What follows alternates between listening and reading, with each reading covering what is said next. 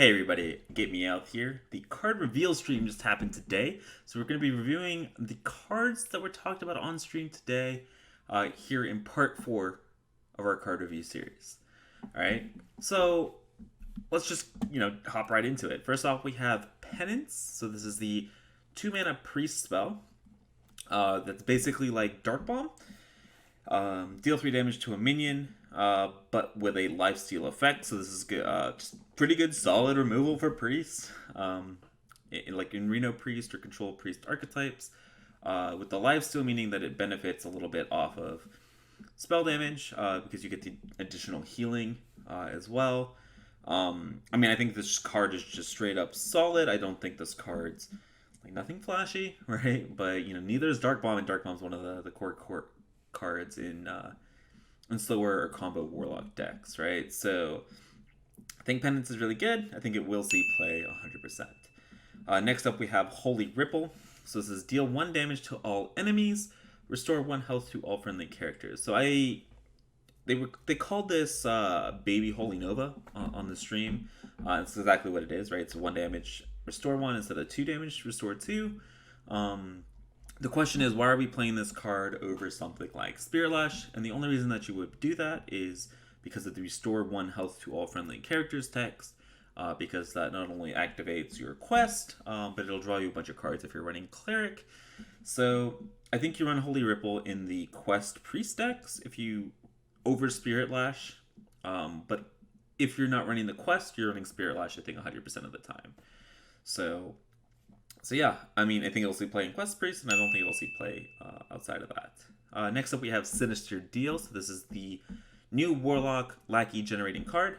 So 1 mana, discover a Lackey.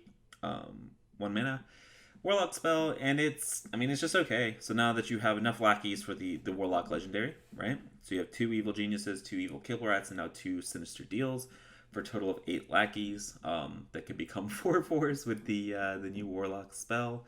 So yeah, I think it's okay. I'd rather just run the minion, I believe. Like, I'd rather run a Cable Rat over a Sinister Deal, I think.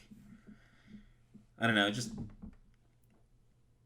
Like, you get to discover a Lackey, though, because it's, you're discovering a Lackey rather than getting a random Lackey, which I think might make a big deal. So maybe we do run this in addition to stuff like the Cable Rats in Lackey Warlock. I just don't think that this is going to be... It's still not strong enough to make Lackey Warlock a thing. I think you're still running Magic Carpet with the Evil Geniuses and stuff like that style of deck. But yeah, maybe. This goes in your Lackey Warlock. I'll definitely mess with it, but I don't think that this card is like nuts busted, and I don't think the Lackey Legendary, the 5-mana 4/4 Crystal Road card, is just good enough either. So yeah.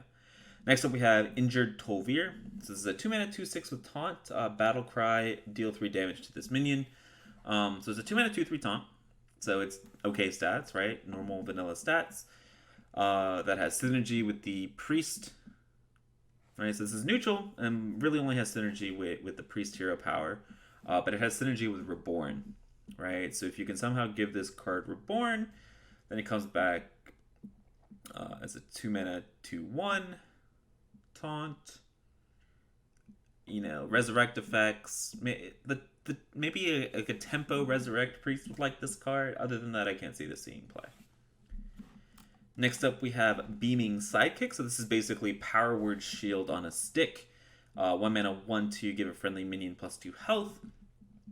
Pretty good arena card, sure. One of the big things with Power Word Shield is you get the card draw, right? In addition to the health. And the only really situation that I can see this seeing play in is in Priest, and you have Power Word Shield in that deck, so I don't think this will see play. And next up we have Sandhoof Waterbear. So this is a 5-mana 5/5, decent stats, right? We play a lot of 5-mana 5/5s in Wild. At the end of your turn, restore 5 health to a damage-friendly character. This is basically mini Rag Lightlord. I think this card's actually pretty damn good in that tempo mid-range style Priest deck. Again, this is one of those cards that they're really just trying to push that archetype a little bit. Rag Lightlord was good, right? And this card, you can run 2 of them, and it's 5 mana. So yeah, and it's not terrible stats. So I really do like this card. I think this card's pretty good. Whether this card sees play or not depends on how good that Tempo Priest archetype ends up being, but with the support that it's gotten, I think it actually has a lot of potential to be pretty good. So yeah, I'm going to give this one a thumbs up as one of the better cards that was shown today. Next up, we have Temple Berserker. So this is a 2-mana 1/2 minion. So pretty crap stats. Has Reborn +2 damage while +2 attack while damaged. So basically in a rage effect. So it's interesting to note that when it comes back off of Reborn, right, it has 1 health, therefore it is damaged. So it's a 2-mana 1/2 that comes back as a 3/1. So I mean, it's a pretty decent card in Arena. I don't like the power level of this 2-drop is just I don't think strong enough for Wild. So I don't think it'll see play. Next up we have Serpent Egg. So this is a 2-mana 0/3 egg. With the Death Battle summon a 3/4 Sea Serpent. So you never run this over Nerubian Egg, right? Because Nerubian Egg is 0/2, easy to activate, plus you get the 4/4. The question is, do you run this card over something like Devilsaur Egg, which is a 0/3 egg as well, but you get a 5/5 for 1 additional mana cost, right? And it'll take a lot of playtesting, right? I think it'll be super interesting to see where that fine line between how many eggs do you run in a Death Rattle style deck, right? I think the 3 mana actually makes a pretty big difference, right, of the Devilsaur Egg compared to the Serpent Egg, because, you know, just imagine curving out Terra Skullstalker, right? So, in my opinion, I think Serpent Egg falls under the tier list of stuff like Devilsaur Egg. So it goes like Nerubian Egg, Devilsaur Egg, and then Serpent Egg. But in Standard, this will go really nicely with stuff like Bees and all that kind of stuff. It's the new egg for Standard, but I don't think this card's very good in Wild. Maybe you see a deck that runs 6 eggs, or maybe 8 if you're running Scarab Eggs, but other than that, I don't think this will actually see play. Next up, we have Nephroset Thrasher. So this is a 3-mana 4/5 minion, which is pretty good stats. It's a Warlock card. Whenever this attacks, deal 3 damage to your hero. So I think this is actually probably just a pretty good card in Zoolock. I think it's it's pretty aggressively statted, which is what you pretty much want from Zoo minions, right? And you can actually take this downside as potentially an upside if you're running some sort of self-damage synergies as well. Maybe the new Diseased Vulture card that Warlock got. So I mean, it's an okay minion. Like, it's a solid minion. Again, nothing super flashy. I wouldn't be surprised if it didn't see play, but I also wouldn't be surprised if it did see play. Next up, we have Bug Collector. So this is a 2-mana 2/1 battle cry with summon a 1/1 Locust with Rush. So I think about this as like Hench Clan Hogsteed, right? Which is a 2-mana 2/1 with Rush that left behind a 1/1, right? So here you get the 1/1 with Rush that leaves behind a 2/1. I think that the 2 damage is probably more important than the 1 damage ping. So I think this card's worse than Hench Clan Hogsteed, and therefore I don't think this card will see play. Next up, we have Candle Taker. So this is a 3-mana 3/2 with Reborn. Again, it's just vanilla statted minion, will not see play in Wild. But yeah, next up we have the new neutral Highlander card. This is Zephyrs the Great. If you guys didn't see this card on the card reveal stream, I'll do my best to kind of give you the explanation. But basically, this card looks at all the basic and classic cards in Hearthstone, right? Whether you're in Wild or in Standard, and it gives you the one card based on the situation. It gives you 3 cards that it believes are the best card for the situation that you're in, right? So it looks at the current board state, it looks at how many cards are in your opponent's hand, and it looks at all the cards that are in your hand, right? It doesn't know what cards are in your opponent's hand, but it looks at the number of cards. And it says, okay, well, what stuff is the most important here? Do you want tempo? Do you need value? Do you need AoE? Do you need ramp? Do you need a situational card, like an ooze or a hungry crab? Right? So it takes all this information together and it gives you 3 potential cards that you discover what the perfect card for your situation is, and puts it in your hand. So it's a really cool card, right? It's 2 mana. It's a 2 mana 3/2 elemental, so it's cheap, right? So you can fit it in with something like a Flame Strike, right? Later in the game, or with a Twisting Nether. So I think this card it's pretty powerful. We'll see if it's powerful enough for Wild. My instinct is because you're only playing basic and classic cards, the power level is a little bit lower than maybe some of its equivalents in standard, but we still play a lot of basic and classic cards in Wild, right? So I do think this card's going to be pretty good, and I think it will see play in pretty much every Highlander deck in Wild. So yeah, I this card I was not disappointed by. I think this card's really cool, very cool design. I think it's going to be pretty balanced, at least in Wild. It might be a little bit annoying to play against. Oh, they got the perfect card off of that, but yeah, of course. But yeah, so yeah, I think this card's gonna be pretty good. I'm excited for this card. I will be slotting it in every arena deck, and I expect this card to see a lot of play. Next up, we have Worthy Expedition. So this is a 1-mana Druid card. Discover a choose one card. So this is, of course, has synergy with the quest and Keeper Steladris and all that kind of good stuff. I mean, it's okay. I just don't think it's great. And I don't think the Druid quest is good enough, and nothing that I saw on the stream today convinced me otherwise. And therefore, if you're not playing the quest, you're not playing this card, so I don't think it's going to see play. Next up, we have Ancient Mystery. So this is a 2-mana mage spell. Draw a secret from your deck. It costs 0.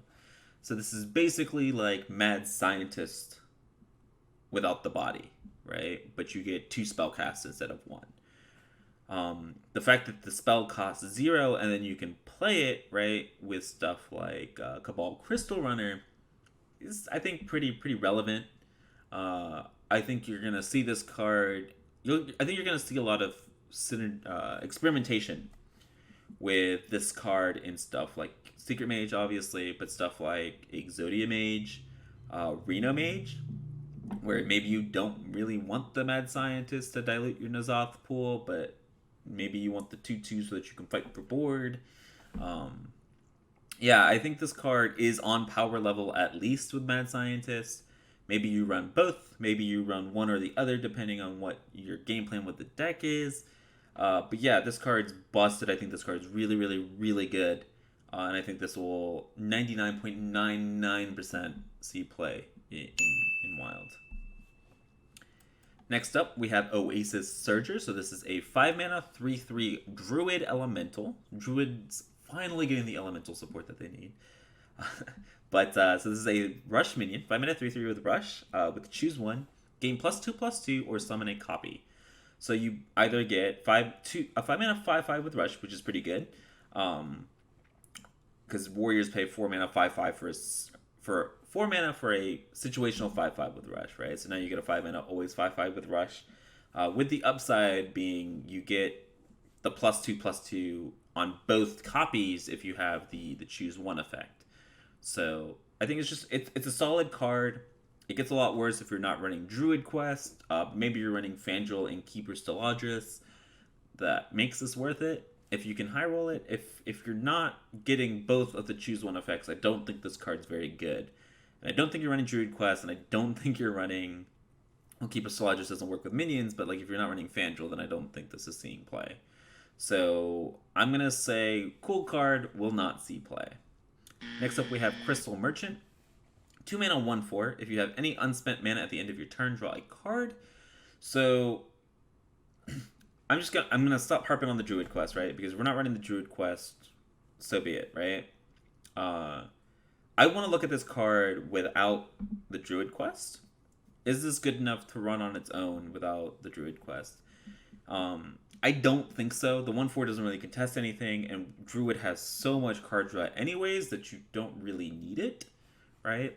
You have Oaken Summons, you have Branching Paths, you have Ferocious Howl. I think you're definitely gonna run Wrath over this card because you don't want to ruin your Oaken Summon. Yeah, so I don't see this card seeing much play at all in Wild. Next up we have Dune Sculptor. So this is a 3-mana 3/3 mage card. After you cast a spell, add a random mage minion to your hand. So this is like Mana Cyclone, but for minions. You can't really discount minions pretty effectively. I don't think this card's very good. I don't think this card will see play, especially with a large variety of mage minions in Wild, and a lot of mage minions are actually bad. So you have a lot of good mage minions, but you also have a lot of bad mage minions, right? You want to run this card in a deck with Vex Crows, right? I'd rather just run all the spells with Mana Cyclones and Vargoth and Giants than run it with minions and try to rely on minions. So yeah, I don't think this card will see play at all. Golden Scarab is like Jeweled Scarab of old. So it's a 3-mana 2/2 beast. Battlecry, discover a 4-cost card. So you can discover this off of Rexar, which is pretty nice. I mean, Jewel Scarab was like a nice little situational card that just kind of was not nearly good enough for Wild as we went on, and so I don't think this card's any different. I don't think it'll see play. Next up, we finally have the Hunter quest. We have Unseal the Vault with the quest Summon 20 minions, which is actually really, really hard to do. We saw that today. It's going to be a lot harder against slower decks as well. But the reward is pretty sick. Reward Ramkahin's Roar, which is basically 2 mana give your minions +2 attack. So it's a permanent Savage Roar effect, right? Which is really nice with stuff like Huffer and Unleash the Hounds and stuff like that. But this quest it looked really hard to complete, really, really slow. And therefore, the reward's super powerful, but you're going to get the reward against the really, really slow decks that are probably enacting their own game plan by the time you've completed your quest, because control decks in Wild are not the ones that are just like, oh, let me run you out of resources. They're, okay, let me get to turn 8, turn 9, turn 10, where I'm doing my own broken, degenerate stuff, and, therefore you're not going to get insane value off of this, I don't think. And so, therefore, I don't think this Hunter quest is very good. Unfortunately, both Hunter quests are not very good. But yeah, I mean, maybe I'm proven wrong, because the reward is pretty damn powerful. And maybe there's a combo deck out there with like Revenge of the Wild and Unleash the Hounds and a Hyena and something. But I'm not convinced, and I hope I'm wrong. I hope we get some pretty cool Hunter quests being viable, but yeah, I don't think this is one of them. Next up, we have Ancestral Guardian. So this is a 4-mana 4/2 Paladin minion with Lifesteal Reborn. I mean, it's just too fairly statted, right? So this is basically like a piloted Shredder, right? With Lifesteal. I don't know. For 4 mana, I feel like Paladin just wants to do other things, right? Yeah, I mean, it's an okay minion, but I just think it's not strong enough, personally, to see play. So I don't think it'll be playable in Wild. Next up, we have Subdue. So this sets a minion's attack and health to 1. Poor Hunter's Mark got power creeped. XD. But yeah, I mean, this is basically 2 mana neutralize a minion, right? That doesn't have a text on it. Maybe it's good enough for something like Even Paladin, right? But Even Paladin's all about board development, and this is not really board development. I'm wondering if this ever sees play in something like a controlling Reno Paladin. It's probably where it has to go. The problem is control, like, you want to subdue stuff like big priest minions or warlock minions, but the thing with those cards is they have pretty powerful death rattles or effects on the cards anyways, which makes the subdue not too strong. So yeah, I'm struggling to see what deck wants to run subdue, and I'm not seeing it, and maybe I'm wrong, but I don't think this card will see play. Next up, we have a really cool card, Octosari. So this is an 8-mana 8/8 beast legendary. Okay, so not the greatest of stats, but the death rattle draw 8 cards. I mean, 8 cards is a lot of cards. Like, maybe we stick this in Even Shaman as like, instead of Rag, we draw the 8 cards so that we can draw our burn and kill you sort of thing. But then they just ignore the 8-mana 8/8. I don't know. I can see this potentially seeing play in something like Even Shaman, or like, I would say Beast Hunter, but Beast Hunter has Master's Call, right? So you don't really need it. So yeah, maybe it sees play in Even Shaman, but I think that's probably a meme, so I don't think this card will actually see play. Next up, we have Swarm of Locusts. So this is a Hunter spell, 6 mana. Summon 7/1/1 Locust with Rush. This works really nicely with Scavenging Hyena and Revenge of the Wild for like some sort of combo to bust through its haunt. Other than that, it's not good enough, right? This is like a better or worse Unleash the Hounds, depending on the board state, but these can't go face. So I don't know. Whenever you're being compared to Unleash the Hounds and you're twice the mana cost, I'm kind of on this card. Next up, we have Desert Hare. 3 mana neutral beast, 1/1, Battlecry summon 2/1/1 Desert Hares. So this is kind of like mini Doppelgangster, except it's not summon a copy of this minion, right? Which makes it worse than Doppelgangster, but you can still probably do some pretty cute evolve shenanigans maybe, but I'd rather just run Doppelgangsters and or like Serenite Chain Gangs because they're better on their own than a 3 mana summon 3/1/1s.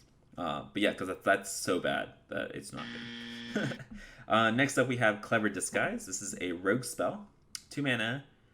Add 2 random spells from another class to your hand. So this is really good for the rogue class. It's really good just for Burgle Rogue in general. Minions are generally like, I don't know. Getting spells versus minions is a little bit different, right? So spells are kind of either resource generation or removal or card draw. And it might be the way that you get removal in Thief Rogue, but I mean, you're playing it for the 2 random spells, right? And they're from another class. It's not from your opponent's class, which is good, right? Because it's not other rogue spells. I don't know. I can maybe see this seeing play, but it's one of those fringe cards that's easily replaceable, not core at all. So yeah, I don't want to say that this is great, but this is probably okay in your Thief Rogue, Spell Rogue, Burgle Rogue, whatever you want to call it, deck. But yeah, I want to get to the cool cards as we finish up. We've got 4 left here. So we have Vicina. Oh my god, I can't even say that. Vicina. So this is a 4 mana Shaman Legendary minion, 2/6 stats.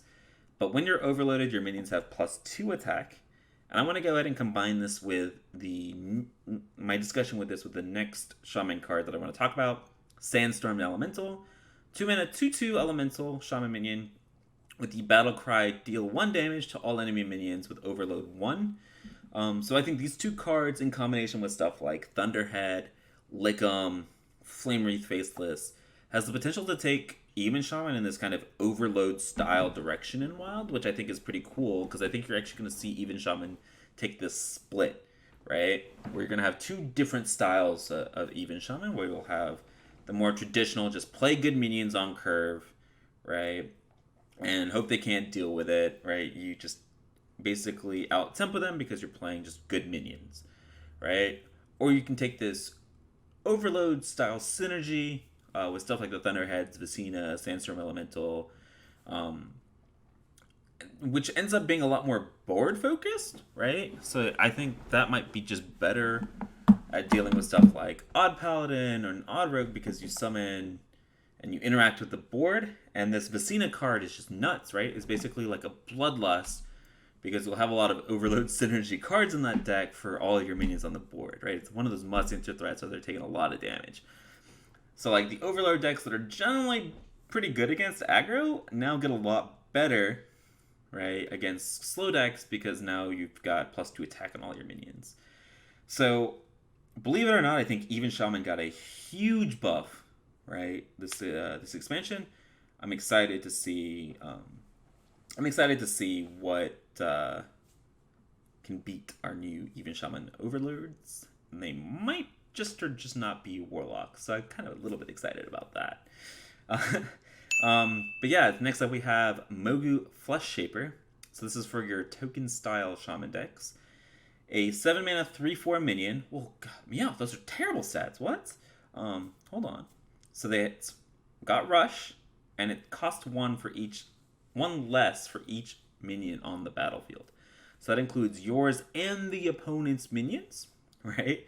So this is very easily coming down for 0, 1, or 2 mana as a 3/4 rush minion. And it's nice because it's 7 mana, so you can combo this with something like Evolve, right? And um, you rush in, kill a minion, take the value trade, and then evolve it into a random 8-drop. Thing is, it's not going into Even Shaman because it costs 7 to begin with. And if you're playing this like Shutterwalk Shaman, you don't really have any minions on your side of the board, so it's all about the opponent's side of the board. But it's not, I mean, it's a pretty strong card, and this with some of the other totemic cards might be enough to, this in combination with stuff like Totemic Surge, right? Which is a 0-mana shaman spell that gives your totems +2 attack, might push this sort of mid-range totem shaman a little bit more. But yeah, I can see it, but I also, like, why are we playing that when you can play Even Shaman a while? Which is a little bit unfortunate, right? It sucks to say, but yes, we're pushing Totem Shaman, but I feel like totems in general are just a little bit too weak right now, as kind of like your main win condition in Wild. But yeah, speaking of totems, Totemic Surge, we have it's 0-mana shaman card. Give your totems +2 attack. Outside of the totem mid-range synergies that are out there and being talked about, I think you can actually consider running this card just in Even Shaman. And the reason I say that is because since Flame Tongue got nerfed, opponents have not had to respect your totems, right? There's no punish for leaving the totems up, so you might actually just run 1 or 2 of these guys in your Even Shaman deck list to just punish people for ignoring your totems, right? Great against slow decks, right? If you have a healing totem up, make a couple of trades, you get the healing totem value. It's 0 mana, so you get the massive tempo swing, and you can potentially punish slow control decks because, well, they're just leaving their totems up. They don't need to AoE down your totems, and then you play Totemic Surge, and then you can hit them in the face for 6 or 8 damage, and then they're forced to use an AoE without, you developing much onto the board. So yeah, I mean, I think there's a lot of cards that have, possibilities, intrigue for Shaman in general this expansion, including even Shaman. But yeah, so I'm excited a lot for Shaman in this expansion.